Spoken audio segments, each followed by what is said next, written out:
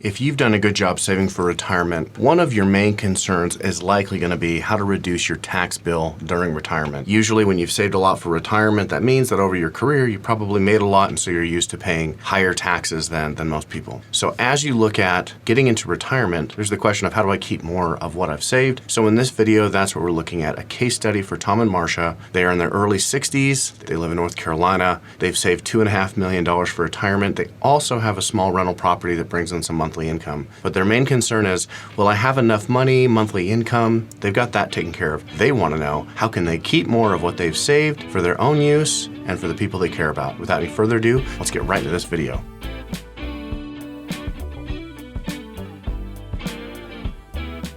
Okay, so for Tom and Marcia, this first page that we're looking at is their investment portfolio, what they've saved. So I mentioned $2.5 million, but let's break it down. So of the $2.5 million, they have $600,000 saved in a brokerage account. So this is a brokerage investment account. It has money market funds. It also has different ETFs and mutual funds and stocks, saved up and added to over the years. Tom also has an IRA, which makes up the majority of their retirement savings, about $1.7 million. And this came primarily from his previous employer. It was rolled over from his old 401k, but he also had some smaller 401ks from earlier in his career. And finally, they have a Roth IRA of about $200,000. It's Marcia. So over the years, her employment hasn't been as consistent as Tom. She's been raising the kids and that sort of thing. But over the years, they've tried to add to a Roth IRA, and it's actually been really great. So even though it makes up a relatively small portion of their retirement portfolio, they're happy that they made those sacrifices over the years to add to that Roth IRA account. So here we are starting out with $2.5 million. Now, in addition to this, they do have a rental property, and after expenses for HOA and maintenance and that sort of thing, they actually bring in about $1,200 a month from that rental unit. So that's not what they charge in rent, but that's after kind of all the expenses associated with maintaining the property. That's what they actually pay themselves, if you will. Now, what's one thing that's really nice about rental income for retirees, maybe as a brief aside, is that rental income is one of the most tax-efficient income sources that you can have as a retiree, and that's because of something called the depreciation expense. When you have a rental property, you have all these expenses that you have to take care of, right? Maintenance on the property and that sort of thing. Those are expenses that require you to pay cash, right? Pay some of your, take some of that rental income that you receive and pay it out, right? A cashless expense, i.e. depreciation, is one where you're able to essentially deduct a portion of your rental income and make it non-taxable, but you didn't have to pay out any money. It's a cash-less expense. So when you have a rental property, you're able to depreciate that property for 27 and a half years. So essentially about 3% of the value of what you paid for it, you're able to deduct against your monthly income. If you haven't heard about this or whatever, something to probably research online, but suffice it to say for this video that rental income can be one of the most tax efficient and great sources of income in retirement. So if it's a part of what you already have going on, congratulations. And if you don't have rental income as part of your retirement plan, it's something to look at. It's not right for everybody. I'm not saying go ahead and just go out and go buy a rental, but anyway, that's their situation. Now, they want to have about $12,000 a month for their income. To kind of do what they want to do in retirement. So at the moment, they're 62 and 60 years old. They're not really old enough to take full advantage of Social Security yet. So for the beginning of their retirement, where is their income coming from? I'm actually going to change the view on this. We're going to look at their income year by year to see the different sources. So here we are in 2026, and you can see that with the breakdown of the colors here, we have purple and yellow. To get that full $12,000 a month, it's $144,000 for the year. This is coming primarily from the portfolio of that $2.5 million they've saved, about $131,000, and then of course about $13,000 annually from the rental property. So this goes on for a few years, and you can see that once we get to 2031, we actually have Marcia claiming her Social Security benefit. Now, out of the two of them, her benefit is smaller. Like I said, she has worked over the years, just hasn't been as consistent, and her income hasn't been as high as Tom's income. So usually it makes sense from an income standpoint as far as maximizing Social Security benefits. A little kind of shorthand tip, it's not always the case for a retiree, but it's often the case. I mean, having done thousands of plans, they often end up kind of working out this way, where when you have a two-income household and both spouses have a Social Security benefit, it's often the best thing is for the spouse with the lower Social Security benefit, for them to take theirs first, theirs to take theirs sooner. Now, that doesn't always work out with ages of the spouses because that comes into play here. So she happens to be a couple years younger than Tom, and her benefit is lower, but overall, that's going to be the way for them to maximize their retirement income. Now, a couple years later, you can see that Tom's benefit kicks in, and because he delayed his benefit, he's actually going to get about $58,000 a year from Social Security, plus Marcia's benefit, plus the rental income, and then finally from the portfolio distribution. Now you can see that as far as kind of where their income is coming from, once they've both claimed Social Security, they went from pulling out about $130,000 a year from the portfolio to now it's more like $71,000 a year. Kind of an interesting thing about this income plan. I want to focus on taxes. And if we think for a moment, we know that they want $12,000 a month. And obviously with inflation, we're going to have that amount is going to have to increase over time from year to year. However, if you look at this chart, it's the increase over time. Just kind of visually now, I haven't shown you the numbers on a percentage basis of how much of an increase this is, but you can see that here we are in 2038, and all of a sudden, we have kind of a level, relatively level spending amount here, and then all of a sudden it jumps right here in 2039. And that portfolio distribution just keeps going up and up and up relentlessly. You might wonder why that is. If they only need $12,000 a month adjusted for inflation, this seems a little odd. Well, let's kind of dig in and see if there's maybe a little bit of a clue of what's going on here. So we're looking at the cash flows from year to year, and as you can see, we have Marcia claiming her Social Security benefit at age 67, so her full retirement age, and then we have Tom claiming his. Now he delays until age 70, and that's why that benefit is so high, because of the delay till 70 plus cost of living adjustments. Now, once we get to age 75, you can see that there's kind of a jump that happens here. They go from $46,000 a year from their portfolio, and then it jumps to 73, and then it just keeps going up and up and up, and by the end, we're pulling out over $230,000 a year. Now, as you can tell, $12,000 a month, that's far more than they actually need to spend. And you can see that over here, we have total income, and then we have additions. So essentially what's happening is, for some reason, they're pulling money out of their portfolio, and then they're putting it right back into the portfolio. And if you're familiar with these types of videos, you probably already know the answer of what's going on here. Let's look at one more tab, and I think it's very helpful. So remember that we're optimizing for net income of $12,000 a month. Well, to get net income of $12,000, obviously they have to pull out maybe a little bit more than that to cover the tax bill. So let's look at their tax bill over time. You can see that in 2026, very low taxes. So what's actually happening here is they're living 100% off of their brokerage account. And because they're spending money from the brokerage account, and then they have that tax efficient rental income, they essentially have zero taxes for the first few years. Now that's great, obviously, but you can see that once Social Security kicks in, and then here we are, there's that magic year, 2039, all of a sudden the taxes just explode from there, keep going up and up and up. You can see the colors here, they represent different types of taxes. So this dark blue is their ordinary income, federal income tax. Then this dark green, I mentioned they live in North Carolina, which is a state that does have an income tax. And you can see that each year they start to pay state income tax, and that continues to go up. But you have some other colors here on the screen that I think are relevant that you may not be familiar with. This light green color here is Medicare IRMAA taxes. And essentially what this is that if your income is above a certain level, you actually have to pay higher Medicare Part B premiums. It amounts to a tax. You only pay, or I should say, that increased expense is completely a function of how much income you have. So your income goes up, you pay more for your Medicare Part B premium. Your quality of medical care doesn't increase. You just have to pay more for the same level of care. And then finally, we have this light blue here, which is net investment income tax. Now, this is another special tax that you pay if your overall income is above a certain level, then you have to pay this extra 3.8% tax on investment, let's say non-wages. So that rental income is part of that, as well as dividends, interest, capital gain that they might recognize with investment portfolio. So they're paying all this extra. And if we can look here, let's just kind of pick one of these later years. So for example, in 2057, they're paying an extra $12,900 in long-term capital gains. They're paying an extra $7,500 for the year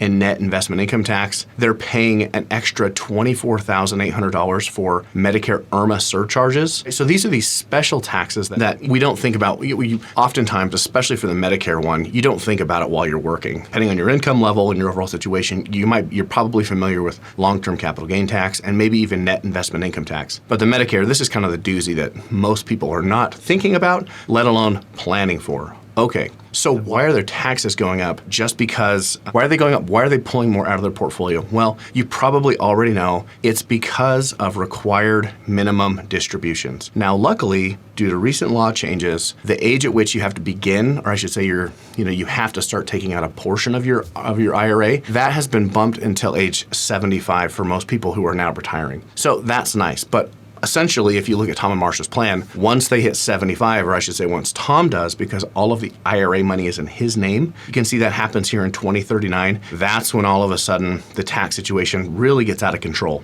So is there anything that they could do proactively to avoid this mountain of taxes that they're facing later in retirement? Well, let's come over here and look at some different tax strategies. So on this screen, we can look at different ways of pulling money out of their portfolio to support their income goal and see if there's maybe a better sequence of distribution to minimize their overall taxes. So luckily, we can kind of look at a whole list of different approaches and compare them side by side to see how do they compare from a tax perspective, one versus the other. And as we're doing this, one of the main tax planning tools that you have available in retirement is something called a Roth conversion. Now, essentially what a Roth conversion is you're proactively taking money out of an IRA that you're not planning on spending. So instead of taking it out and spending it or putting it in a brokerage account, you're actually going to take it out and transfer or roll it over into a Roth IRA. When you take that portion of money out, you pay taxes on it, and now it's in the Roth IRA. So why would you do that? Well, the idea is if you have some of your income years where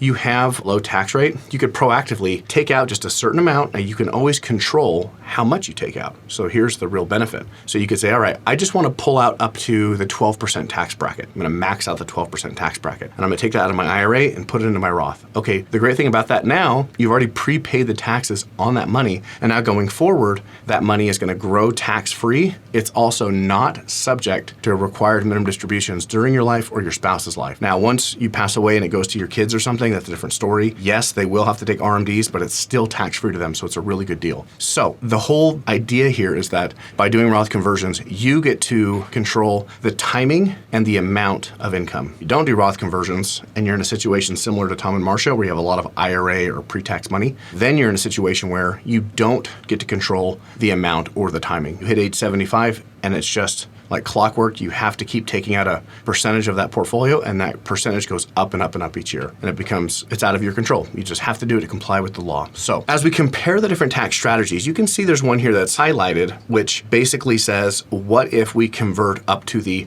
IRMAA bracket 1, or the first IRMAA bracket? Now, I mentioned earlier, as we were looking at their taxes from year to year, that depending on your income level, you have to pay extra for your Medicare Part B premium. These are the IRMAA brackets. So doing a Roth conversion up to that first IRMAA bracket, it's essentially saying, hey, let's recognize as much income to the point where we don't have to start paying extra for Medicare. All right, let's convert up to that. And it looks like for Tom and Marcia, that's probably the most optimal approach for them from a tax standpoint. They go from paying about a 17% average tax rate over their lifetime to about an 8.9% average tax rate. So what that looks like is they're saving over $1 million in taxes over their lifetime by making that one simple change, which is pretty incredible. Actually, here's a summary. I don't know why my numbers were so far off, but end up saving about a 10% average tax rate. I'm saving $2 million in taxes. And then as a result, at the end of their lives, they would expect to have about an extra $2 million left over. So anyway, it's kind of self-evident here that the impact is significant. Now, as you're thinking about doing Roth conversions, this example is compelling in that by doing these proactive Roth conversions,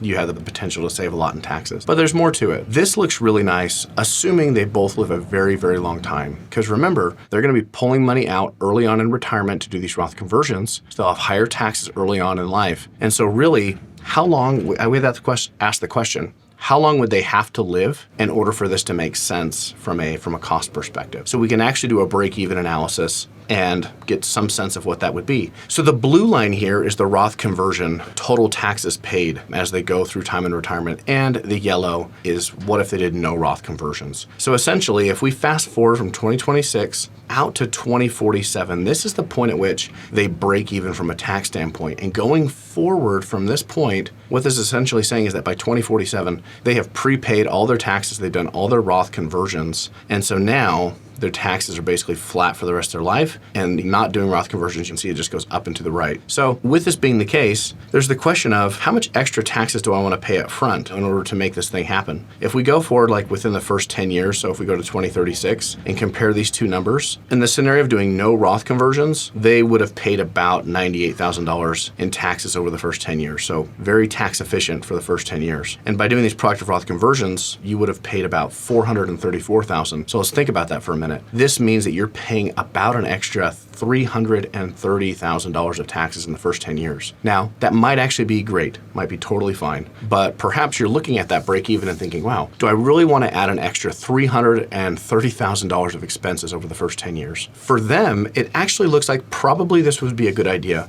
but let's look at a different scenario, perhaps a lower Roth conversion amount, to see if we can kind of find a happy middle ground where we can still project to save a lot in taxes, but maybe the upfront tax impact is not as severe. So to do that, I'm actually going to flip over to my Roth conversion scenario, and we are going to look at the impact of that decision. Okay, so in my Roth conversion scenario, I kept everything the same within their plan, but we are just looking at what if they were to do a 12% Roth conversion approach. So what this means is they're going to convert less. Instead of converting up to first IRMAA bracket, they're going to convert just up to the 12% tax bracket, so quite a bit less. You can see that over the course of their retirement, they're looking to save about 4.5% average tax rate, which amounts to about an extra saving about $1 million. And the net legacy, interestingly enough, is up by about $1.8 million. If we look at the break even here between these two scenarios, you can see that the break even age comes forward a few years. In the previous example, it was about 2047. Here we're coming to about 2044. All right, so we've come forward a few years. And the main thing that I wanted to highlight is the difference between how much taxes you paid in the first 10 years. So under the Roth conversion approach, in the first 10 years, you would have paid about $222,000 versus $430,000. So about $200,000 less in taxes compared to the first scenario. It's about an extra $120,000 higher than doing nothing. So maybe this is a happy middle ground where, yes, they're going to recognize some extra expenses early on in retirement from doing the Roth conversions, but it's not such a large amount to where it feels like, I don't know, maybe risky from the standpoint of, are we going to live long enough to really realize benefit of all this extra tax expense up front? Well, let's look at the income chart and the tax impact of this decision year by year. You might find that interesting. So I'm going to come back to our cash flow projection, and you can see that, yes, this is a little less extreme than the first scenario. In the first scenario, without doing Roth conversions, you can see that initially it's kind of low, and then it starts to really climb. If we compare it with the Roth conversion approach, it starts out a little bit higher. Now, the reason for that is because we're doing some Roth conversions. So in that other scenario, we're taking out about $130,000 from the portfolio. And in this scenario, we're having to pull out a little bit more because remember, we're doing some Roth conversions, so we have some extra tax expense in the first several years. But you can see as we go through time, it's far more level. This does not climb as the other scenario. Let's look at this from a tax perspective. Okay, so you can see that up front, we have some higher taxes up front, and then we begin to climb. Now, the taxes, some of these same taxes are all still in play,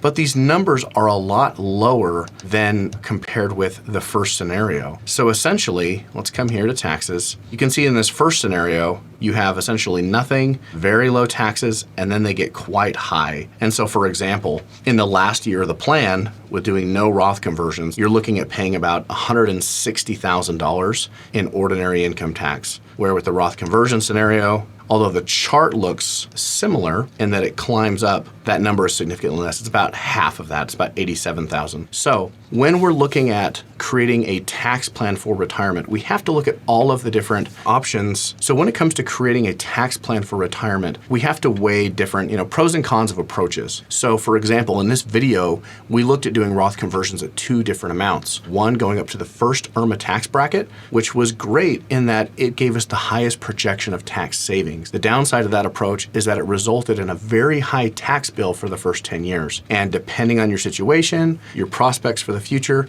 that may or may not be what you would like to do. We looked at a second scenario, doing Roth conversions up to the 12% bracket. Now, I'm thinking for Tom and Marcia, that's going to be kind of the sweet spot for them. They project to save over the long run a significant amount of taxes, about $1 million overall taxes. However, their expenses from taxes are significantly lower for the first 10 years. So they don't feel like they're taking this huge risk that they have to live a very, very long time in order to realize the benefit of those proactive Roth conversions. One final final note about tax planning and retirement. Creating a retirement plan is not about how do I pay the least amount of taxes. Tax planning is subservient to your overall goal of maximizing your quality of life in retirement. If we wanted to get really crazy and just create the perfect plan to minimize taxes, well, Tom and Marcia, they would live on nothing. They would give all their money away and they would live as paupers. Now, that may be what you want to do, and more power to you, but I suspect that for the majority of you watching this video, that is not what is going to bring you the most joy in retirement. So remember that we try to find the right tax plan that overall meets your goals and other objectives, not just absolutely trying to pay the least amount of taxes, because we might get a little off track and end up doing things that you don't really want to do or need to do. So with that all being said, I hope this video gave you some good insights into the power of proactive tax planning for retirement. If you'd like some help looking at your retirement plan, you click the link in the description to schedule a one-on-one consultation with me. And so until next time, I really hope you have a great week. I hope this video has been informational, educational, and beneficial to you as you prepare for retirement. So I'll catch you in the next video.